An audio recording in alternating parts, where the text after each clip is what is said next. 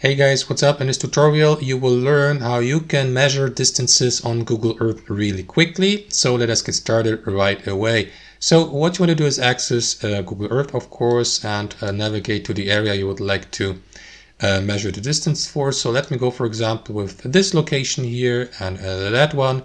How you can measure the distance is actually very simple, guys. What you want to do is use the ruler tool here at the top, or alternately click on tools here to activate the ruler by clicking on measurements here or by using the shortcut Ctrl+Shift+M. So let me click on that ruler here, and after that simply click on the starting point of your distance. So let me go with that location here, and after that simply click on the second or on the end point of your distance, which should be that location here. So that is going to calculate the distance for you or measure the distance for you with an overview here. We see the length in kilometers, we see the heading, and you may continue, for example, with a next point of your path, like for example, connect that location with the next one and measure the distance between these 3 points, or between that starting point and that end point. You will see the final length here.